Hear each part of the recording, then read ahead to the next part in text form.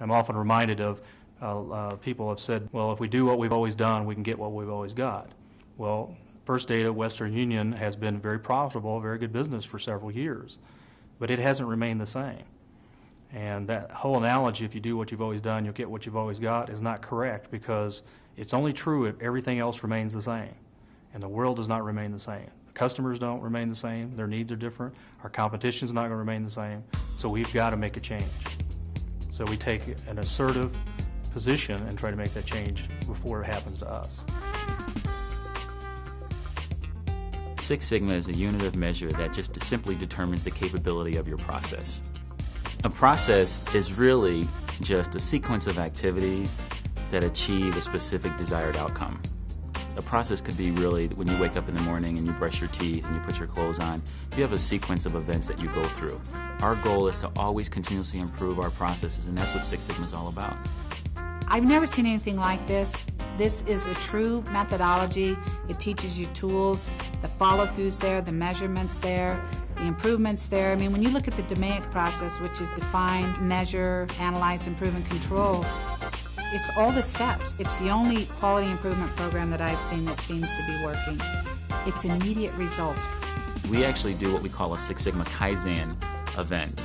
And the Kaizen word comes from the Japanese. K-A-I actually means change, and Zen actually means good. Six Sigma is good change. So I guess when Six Sigma came along and said, hey, look at what you're doing. Take a week out. Let's map out everything you're doing.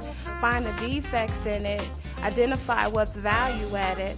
And then that's how we build our processes. So first we have to identify and define what is value-added activity. So we define value-added is it important to the customers who want to pay for it? Is it done right the first time? And does it transform the product? We find a lot of times there's only maybe 3 in a 100-step process that meet those 3 criteria. So then we focus around those 3 value-added steps and say at the beginning of the euphoria, if we only use those 3 and nothing else, then what would it look like?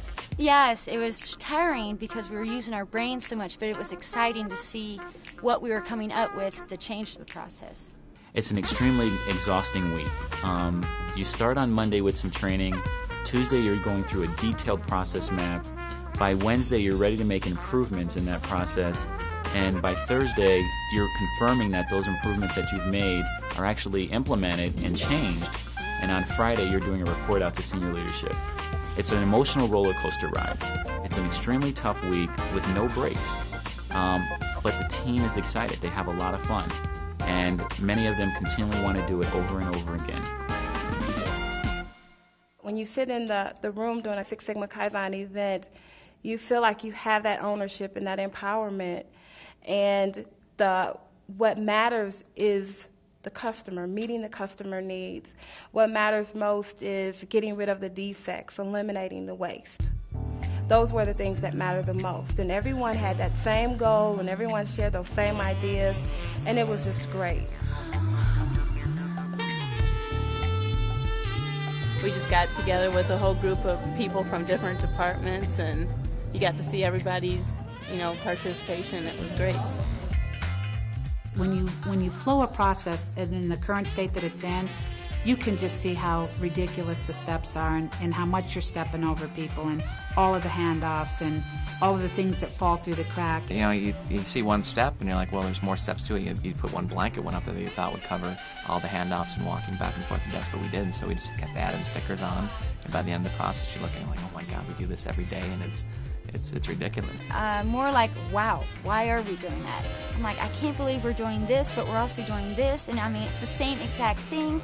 Why are you guys doing it and we're doing it also? If you could have seen the room, first of all, and how we had the whole room filled with what we did from the beginning until how we cut it down. I mean, we had 3 walls of all these little tags of papers all over the place, and we cut it down to where it was one small sheet. We had condensed all our time. Then we get into an analyze phase where we start analyzing why are things the way they are, what can we do about this, with brainstorming, and actually some of it we refer to as tristorming, where we'll actually go in and try some things, not just think about it, but actually make it visual, simulate it if we have to.